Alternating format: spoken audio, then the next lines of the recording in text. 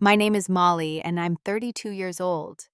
I never expected to be labeled a failure by my own parents, especially while they handed my brother a $230,000 gift for his house.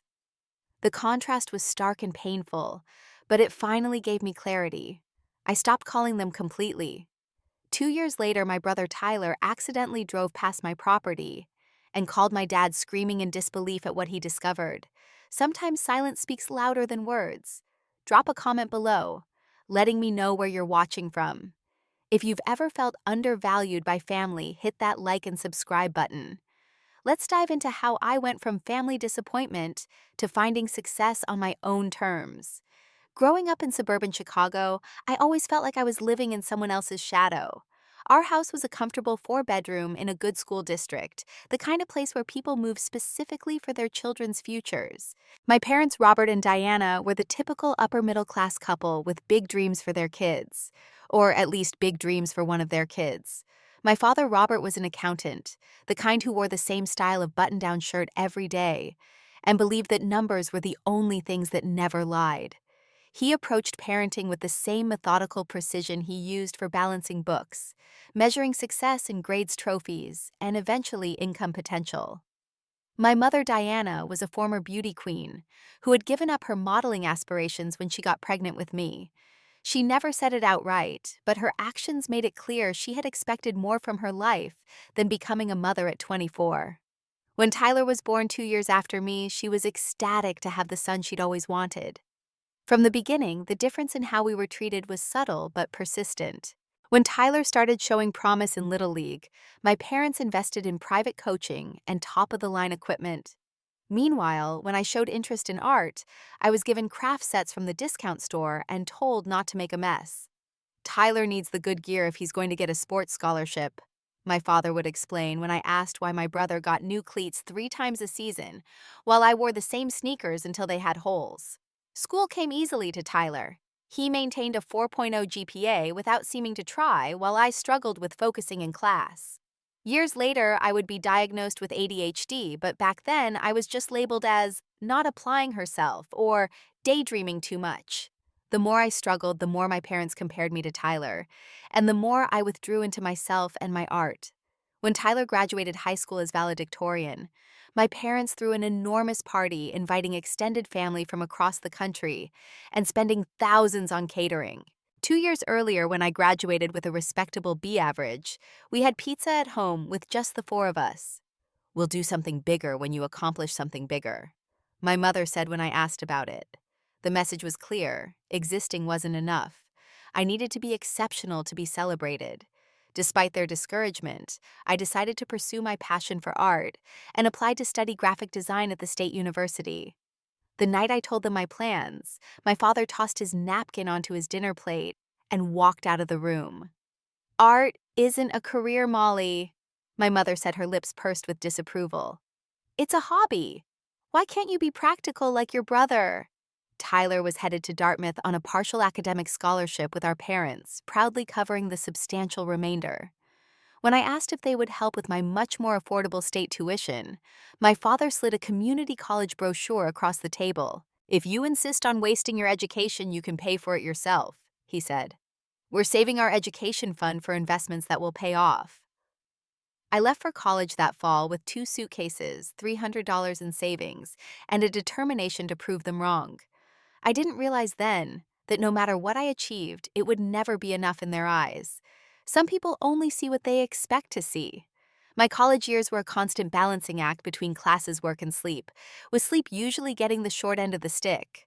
While Tyler enjoyed his prestigious Ivy League experience with a generous monthly allowance, I was working 20 hours a week at the campus coffee shop and another 15 as a teaching assistant in the design lab. My apartment was a tiny one-bedroom I shared with 2 other art students, all of us crammed in with our portfolios and supplies. We took turns sleeping on the pull-out couch, the one actual bed, and an air mattress that developed a slow leak halfway through sophomore year. But despite the cramped conditions, it was the first place that felt like a real home to me.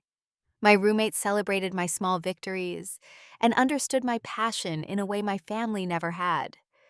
During my second year, I met Professor Larson, who would become the mentor I'd always needed. After class one day, she asked me to stay behind. "Your work shows real promise, Molly," she said, flipping through my portfolio. "But you seem afraid to really commit to your ideas, like you're second-guessing yourself." I admitted that I didn't have much confidence in my creative abilities. Years of hearing that art was a waste of time had left their mark. Professor Larson nodded thoughtfully. "Let me tell you something about art and design. It's not just about making pretty pictures. It's about solving problems visually. And from what I can see, you're a natural problem solver who hasn't been given the right problems yet." Under her guidance, I began to find my voice as a designer. She recommended me for small paid projects around campus, which helped financially and built my portfolio. More importantly, she believed in me when no one else did. Meanwhile, Tyler was thriving at Dartmouth. Every phone call home, my parents gushed about his latest accomplishment, making the dean's list, being accepted into an exclusive business fraternity, landing a prestigious internship at a Wall Street firm. Each time I called with my own good news, winning a student design competition, getting an A on a difficult project, the response was lukewarm at best. "That's nice, honey," my mother would say before quickly changing the subject back to Tyler. When graduation approached, the contrast between our situations became even starker. Tyler had a job lined up at an investment firm with a six-figure starting salary, a company car, and an expense account. I had a portfolio, a mountain of student loan debt, and a series of rejection letters from design agencies, still reeling from the economic downturn. The summer after graduation, I moved back home briefly while looking for work. It was the most demoralizing period of my life. Every dinner conversation revolved around Tyler's success. "Did we tell you Tyler's firm is sending him to London for training first class all the way?" My father would boast, not noticing or caring that I was picking at my food in silence. When I finally landed an unpaid internship at a small local agency, my mother's response was, "Well, it's a start, I suppose. Though I don't understand why these places don't pay you. Tyler was making money as an intern."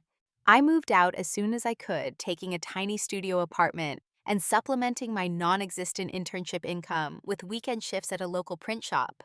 The owner, a gruff man named Frank, saw my design skills and started giving me small projects for customers. It wasn't glamorous work, business cards, local restaurant menus, community event flyers, but it was real work and I was good at it. In the evenings, I took online classes to improve my digital design skills, knowing that traditional print was becoming less relevant. I did pro bono work for local nonprofits to build my portfolio, developing a distinctive style that blended hand-drawn elements with clean digital layouts. Slowly, things began to change. A nonprofit client recommended me to a friend who owned a small business. That business owner was impressed with my work and mentioned me to others. I started getting paid freelance work. It wasn't much, but it was validation that my skills had value. After a year of internship work, late nights, and constant hustle, I was offered a junior designer position at Horizon Creative, a small but innovative agency. The salary was modest, but it was a real job in my chosen field. When I called my parents to share the news, my father's response was, "Entry level at your age? Tyler's already been promoted twice." I hung up the phone and promised myself it would be the last time I sought their approval. But some promises are harder to keep than others. The day everything changed was an unusually warm Sunday in April. I'd been working at Horizon Creative for just over 2 years and had recently been promoted to designer, no longer junior, with a small but meaningful raise and more creative control over projects. I was proud of my progress and thought naively perhaps that my parents might be too if I shared the news in person. I arrived at their house with a bottle of wine and my portfolio, including the campaign that had earned me my promotion. My mother answered the door with a distracted air, already looking past me. "Oh, you're early. Tyler just called and said he's running a few minutes late. He has big news." Of course, Tyler's news would take precedence, even when I had specifically mentioned I had something to share. I pushed down the familiar sting and helped my mother finish preparing dinner, making small talk about her garden club and the neighbor's renovation. When Tyler arrived, the energy in the house shifted. My parents perked up, my father emerging from his study immediately at the sound of Tyler's voice.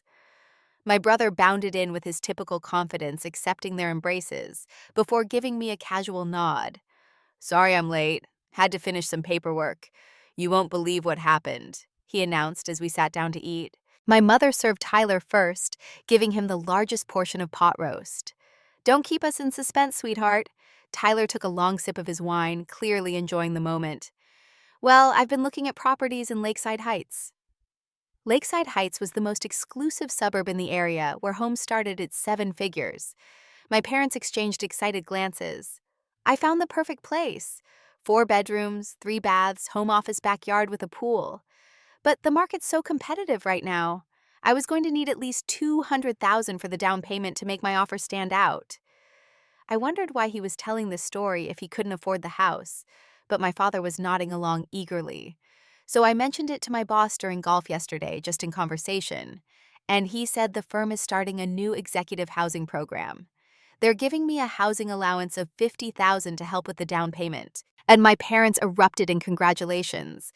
Tyler basked in their praise, describing the house in detail. The marble countertops, the smart home features, the prestigious school district, even though he had no children or immediate plans for any. After several minutes, I saw my opening. That's great, Tyler. I actually have some news too. But my father cut me off with a raised hand. We have something to tell you both first. My mother was practically vibrating with excitement. We've been thinking about this for a long time, and with Tyler taking this big step, we've made a decision. My father cleared his throat. Your mother and I have been fortunate with our investments over the years. We've always planned to help our children when the time was right. A tiny flicker of hope lit inside me. Maybe they were finally recognizing that I could use some help too. Even a small amount would make a huge difference in paying down my student loans. So, my father continued, looking directly at Tyler. We'd like to contribute $230,000 toward your house down payment. The room seemed to tilt. I gripped my fork tightly, trying to process what I'd just heard. $230,000. More money than I would make in several years. Handed to Tyler just like that, on top of his already substantial salary and company gift. Tyler didn't even look surprised. Wow, thanks. That's perfect. With that, plus the firm's allowance, I can go for the upgraded package with the finished basement. I stared at my plate, trying to contain the emotions threatening to overflow. This wasn't about Tyler needing the money. This was about my parents once again showing who they valued, who they believed in, who they thought deserved their support. Molly, my mother's voice broke through my thoughts. You're very quiet. I looked up, meeting her eyes. I'm just surprised. That's a lot of money. My father shrugged. It's an investment in Tyler's future. Property in Lakeside Heights will only appreciate. And what about my future? The words slipped out before I could stop them. The temperature in the room seemed to drop 10 degrees. My father's expression hardened. What about it? You've never offered to help me. Not with college, not with student loans, not with anything. I've been working so hard, and I just got promoted, and I thought maybe you'd be proud, but instead, you're giving Tyler a house. Tyler rolled his eyes. Don't be dramatic. It's not a house, it's a down payment. And it's not like you need a house anyway. Aren't you still in that studio apartment? Because that's all I can afford while paying off the education I had to fund myself. My voice was rising now, years of hurt bubbling to the surface. My mother's face pinched with disapproval. Molly, please. This isn't the time for one of your scenes. When is the time, Mom? When have you ever made time to acknowledge anything I do? Do you even know what my job is? Have you ever once visited my office or asked to see my work? My father slammed his hand on the table, making the dishes jump. That's enough. Tyler has real responsibilities and a real career. He's starting a family someday, building something meaningful. We help those who help themselves. The room went silent. I looked at each of their faces. My father's anger, my mother's embarrassment, Tyler's smug indifference.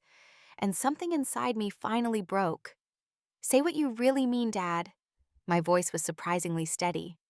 Say that you don't think I deserve your help, that you don't value what I do, that you've always seen me as less than Tyler.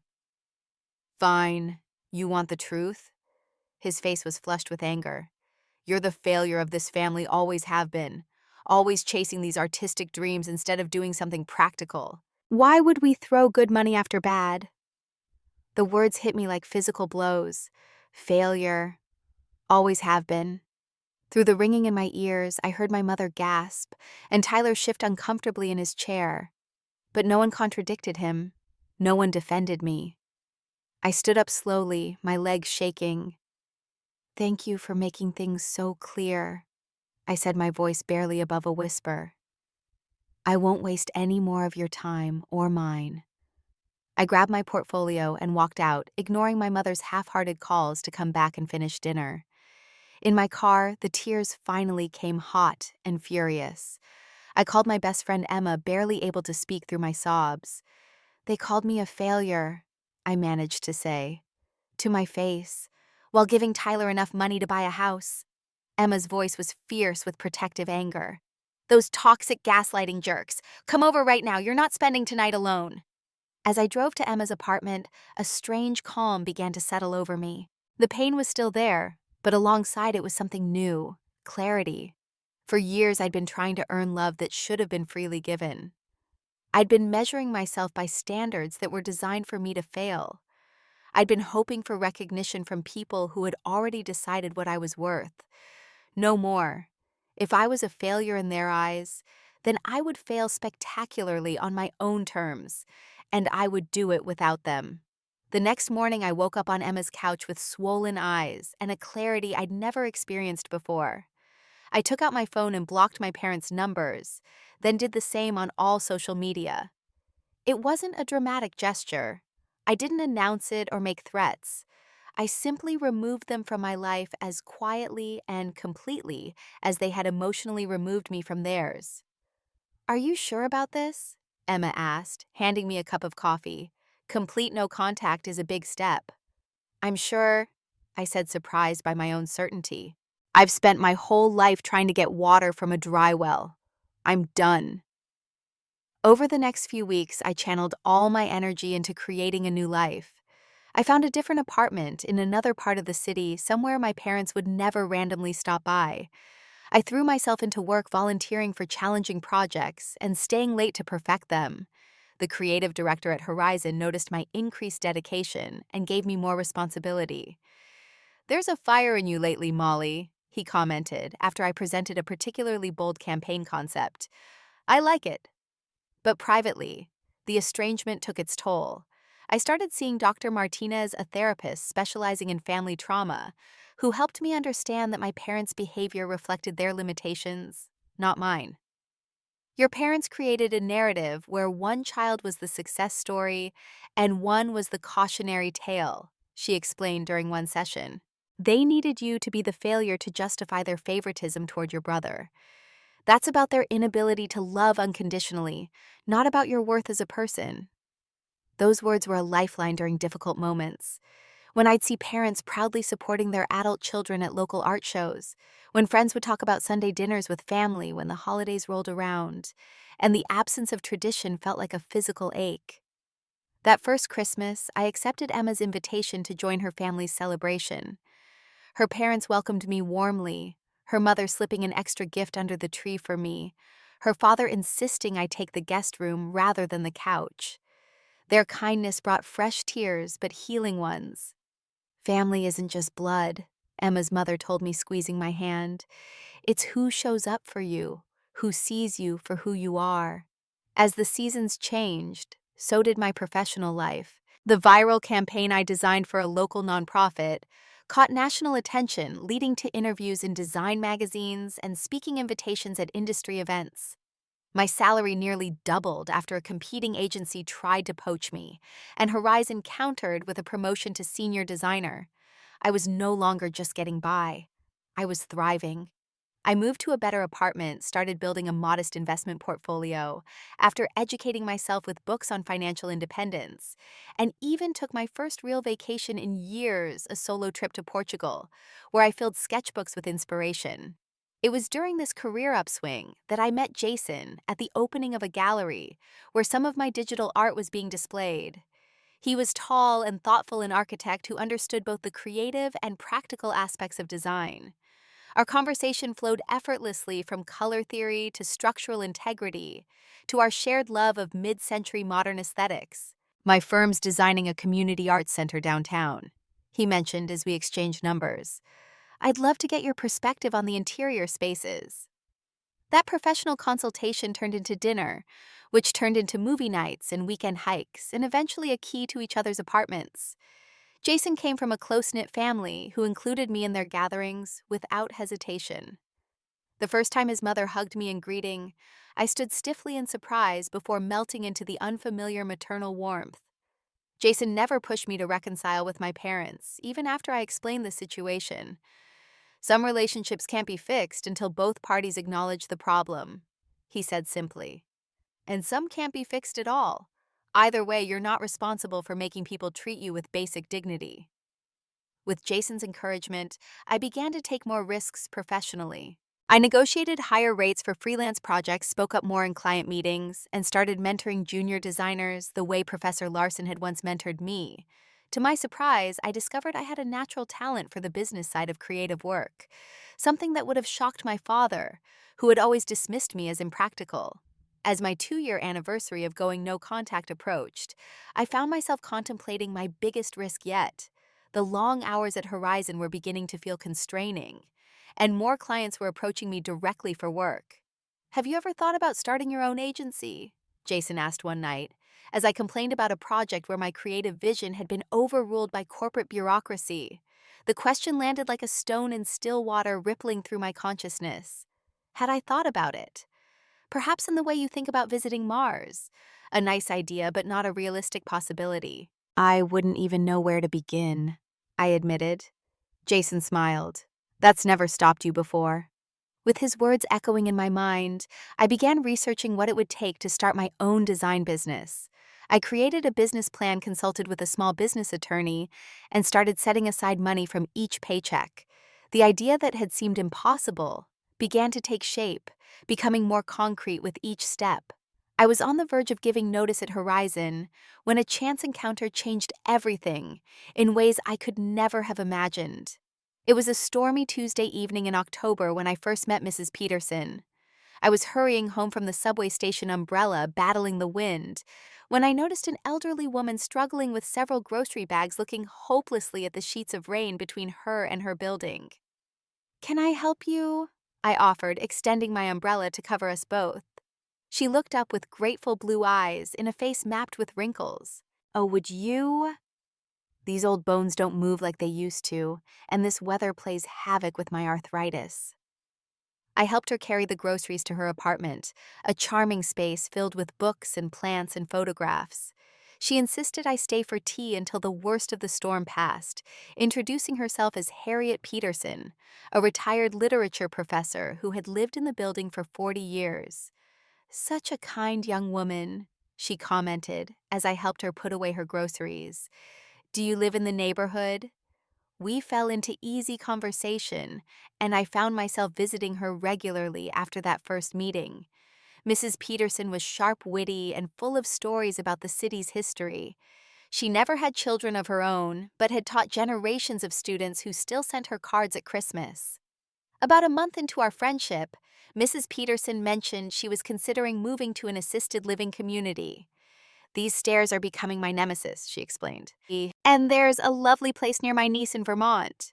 "What will happen to your apartment?" I asked, having grown fond of our tea sessions, surrounded by her collection of first edition books.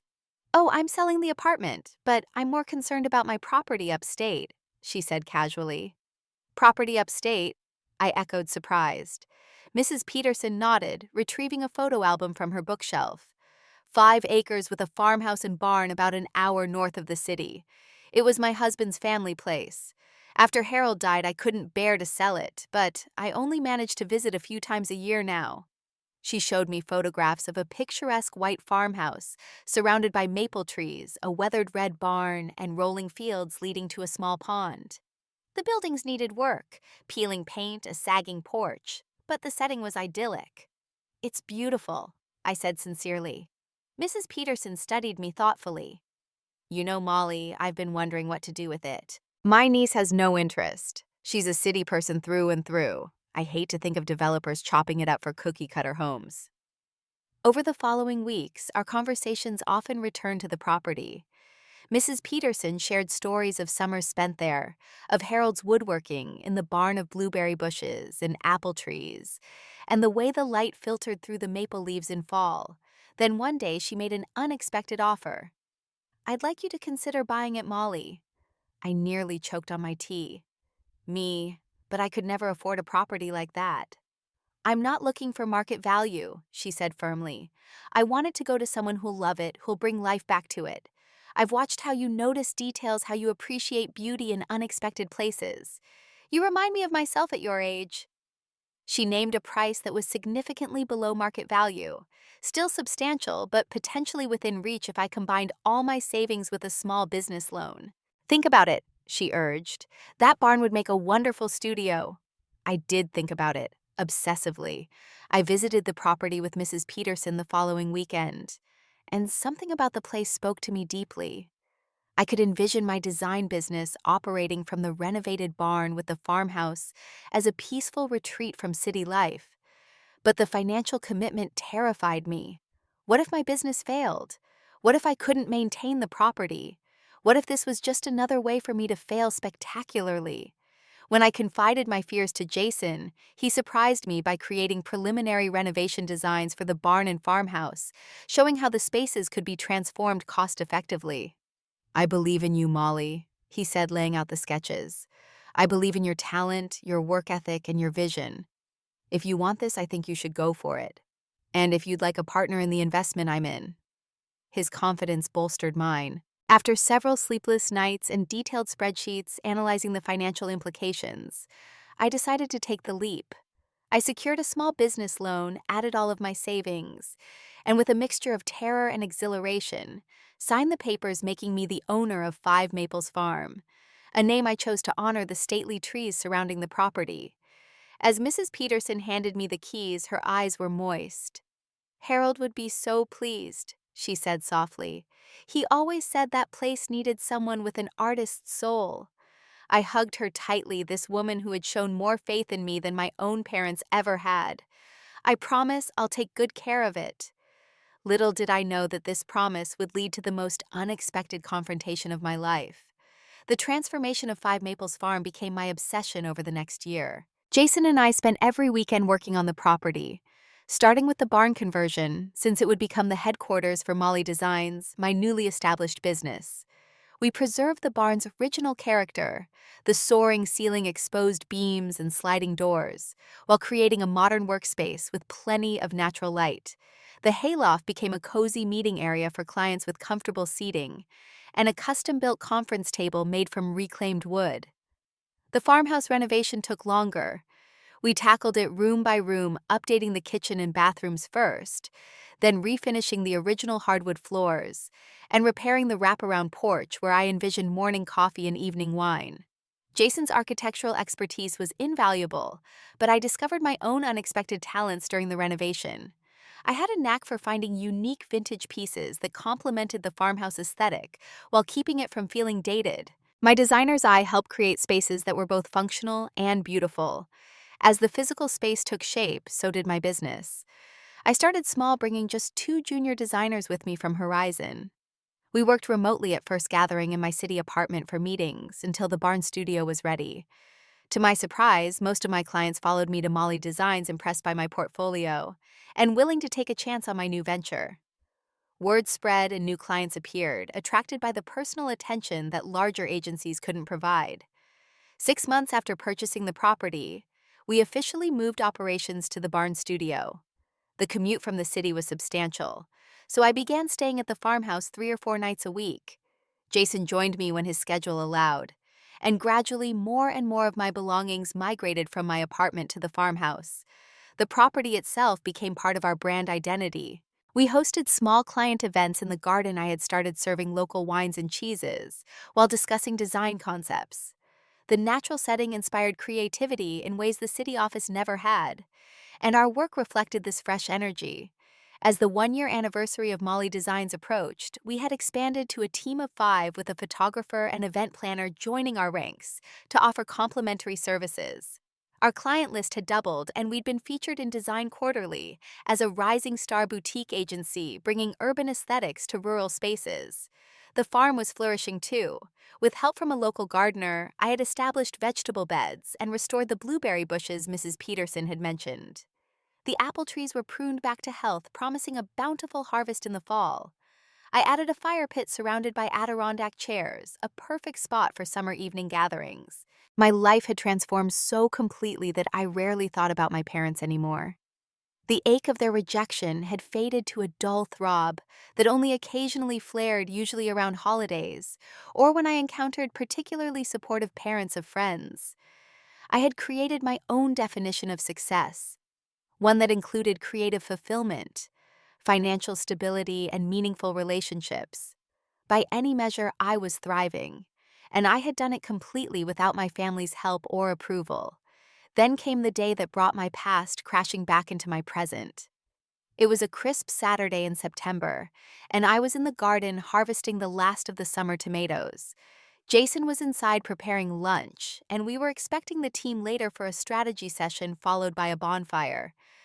The sound of tires on gravel caught my attention. Too early for my colleagues to arrive.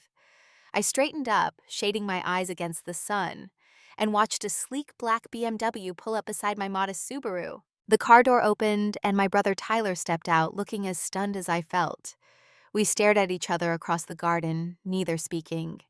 It had been 2 years since I'd seen him since that fateful dinner when our parents had made their feelings so painfully clear. Molly. His voice was uncertain, as if he couldn't quite believe what he was seeing. Tyler, what are you doing here? I kept my voice neutral, though my heart was racing. He gestured vaguely at the property around us. I was driving to look at an investment property in the area. I saw your car and thought, I don't know what I thought, that it was a coincidence, maybe. His eyes swept over the renovated farmhouse, the studio barn, the thriving garden. You live here.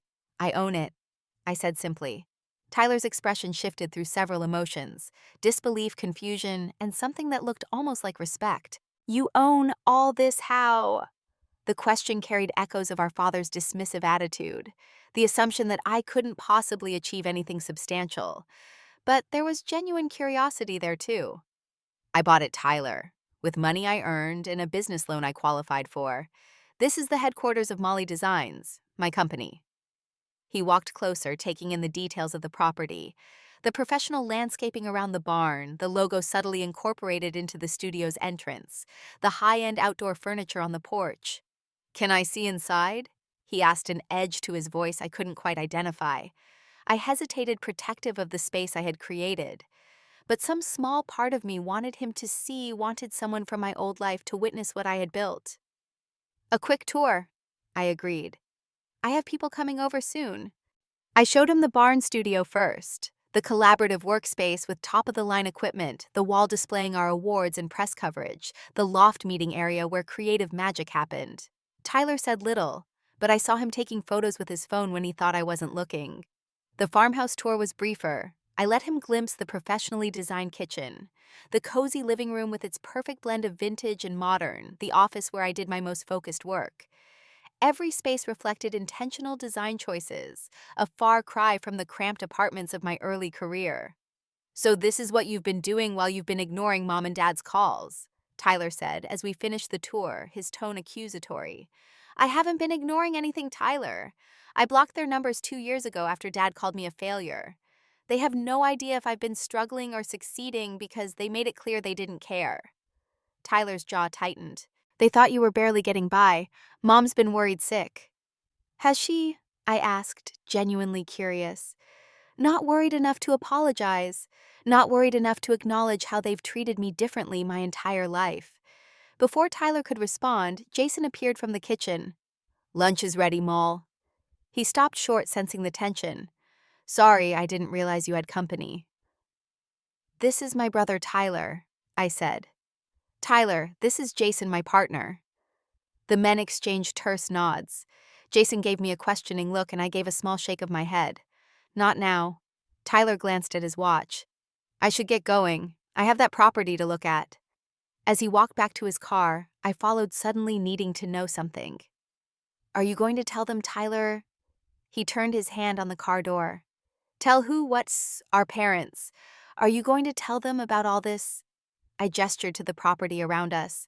Something shifted in Tyler's expression. Determination, maybe, or righteousness. Of course I am. They deserve to know you've been hiding all this success while they've been worried about you. Hiding? I haven't been hiding anything. They chose not to be part of my life. But Tyler wasn't listening. He was already getting into his car, his phone in his hand. As he pulled away, I could see him holding the phone to his ear, his mouth moving animatedly. I stood in the driveway long after the dust from his car had settled, a sense of foreboding washing over me. 2 years of peace, of building my life on my own terms, and now this unexpected collision of past and present. Inside, Jason was waiting, concern etched on his face. "Are you okay?" "Who was that, really?" "That," I said with a sigh, "was the golden child, and he's about to tell our parents everything." Sure enough, my phone began ringing 10 minutes later. Numbers I didn't recognize, but area codes I did. I silenced it and turned to Jason. "Let's have lunch. My team will be here soon, and we have work to do." I wouldn't let my family's drama derail everything I had built. Not again. Not ever. The calls and texts continued for days after Tyler's discovery. Unknown numbers that I knew belonged to my parents' cell phones, their landline, even calls from what must have been friends' phones when they realized I was ignoring them. Each time I declined the call and blocked the number. The emails were harder to escape. They appeared in my inbox with increasingly urgent subject lines. "We need to talk. Please respond, Molly. This has gone on long enough. Why are you doing this to us?" That last one made me laugh out loud. The perfect encapsulation of my parents' perspective. Somehow my success had become something I was doing to them, not for myself.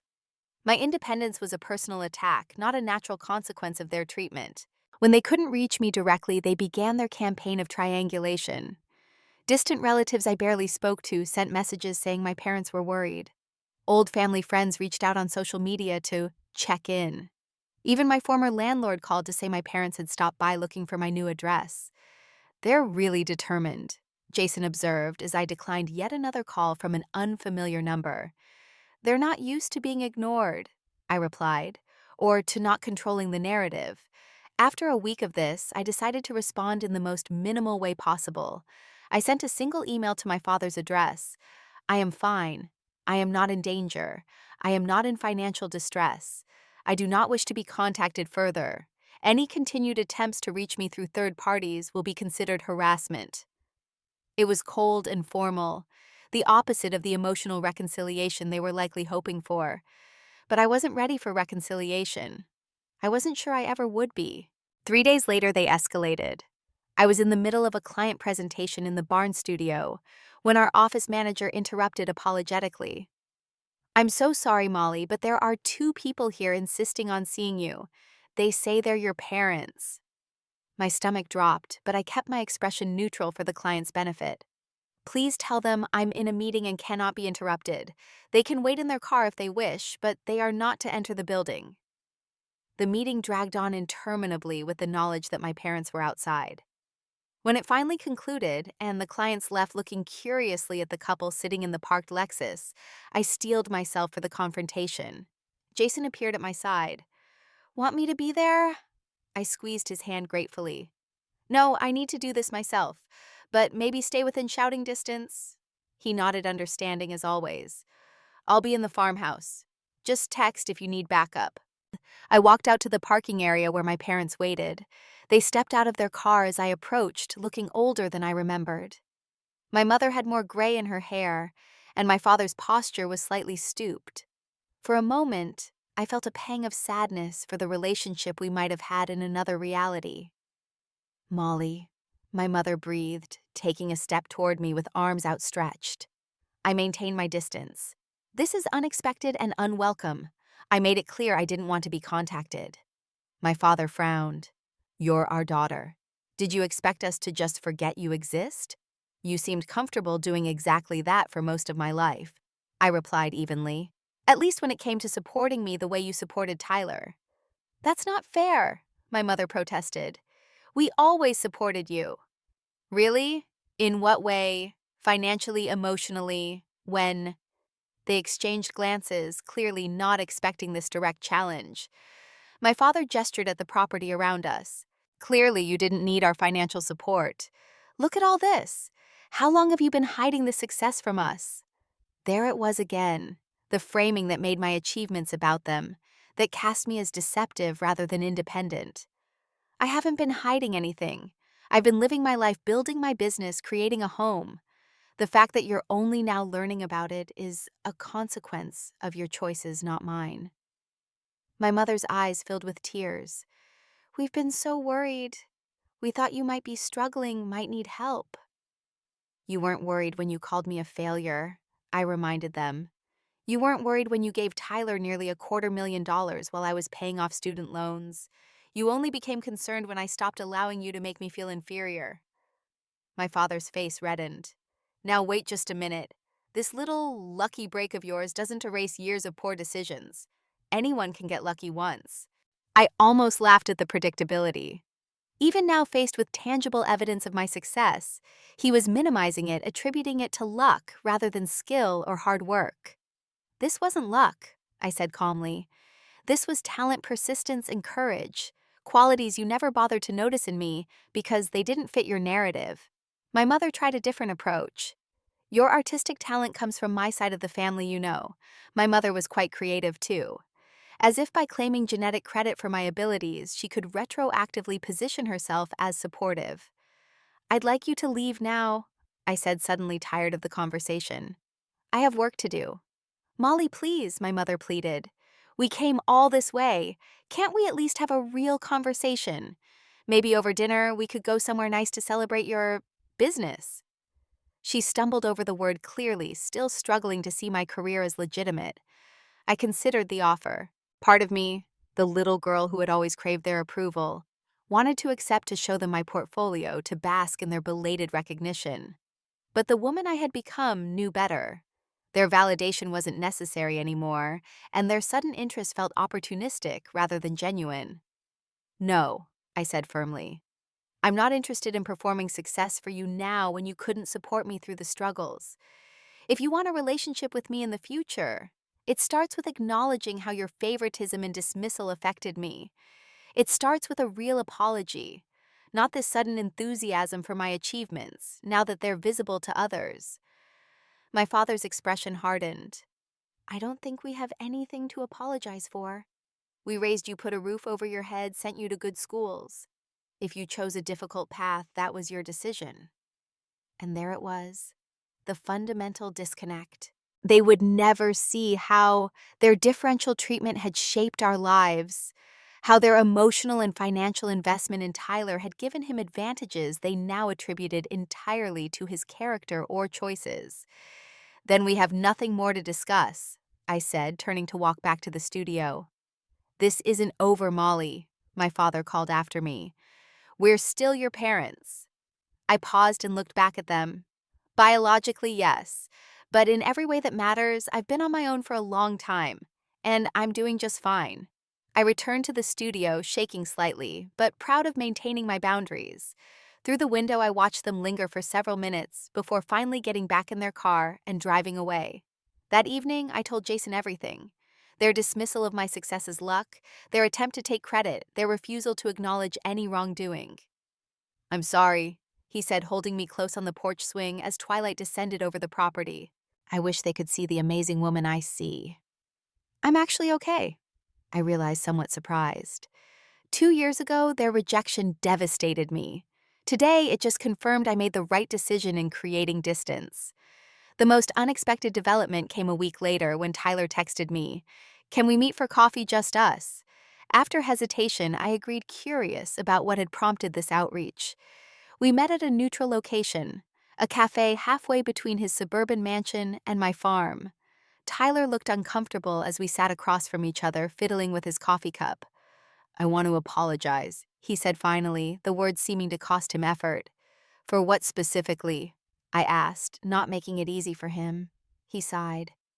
For not seeing it before, the way they treated you differently. I think I always knew on some level, but it benefited me, so I didn't question it. The admission surprised me.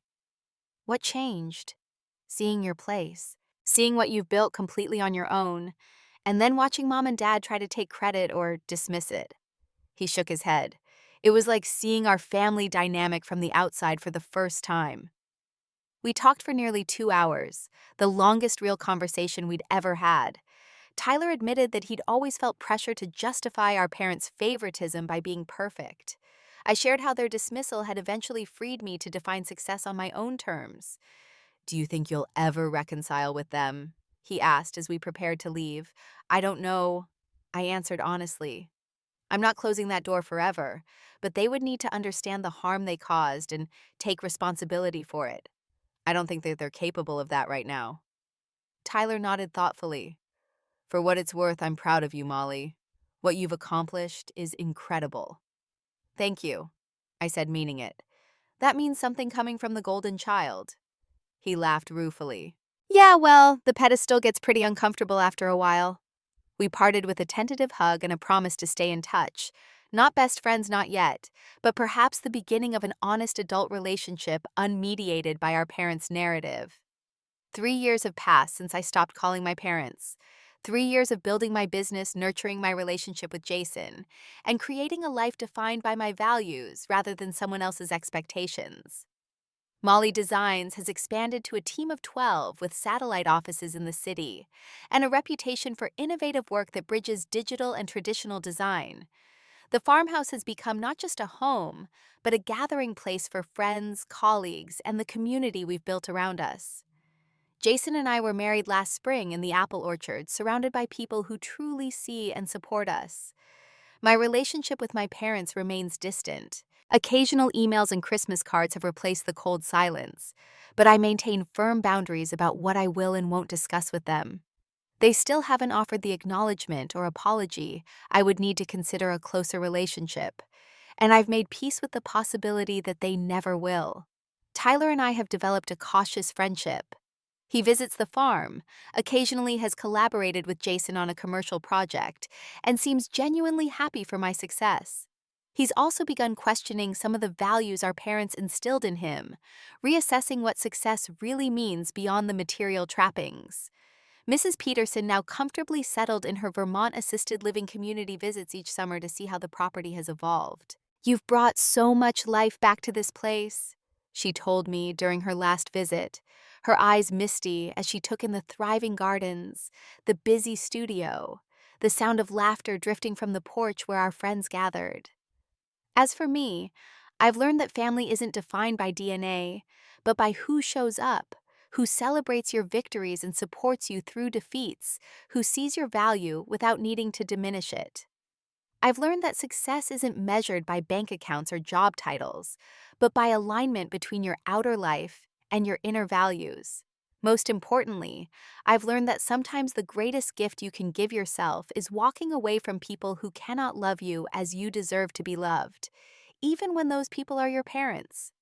The $230,000 my parents gave my brother bought him a house.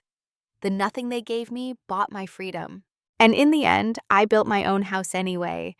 Not just a physical structure, but a life of meaning, purpose, and authentic connection. Have you ever had to distance yourself from family to preserve your self-worth? How did you handle rebuilding your life on your own terms? Share your story in the comments below. If this resonated with you, please hit that like button. Subscribe to hear more stories of resilience, and share with someone who might need to be reminded that they're not defined by others' limitations. Thank you for listening. And remember, sometimes the family you create is more nurturing than the one you were born into.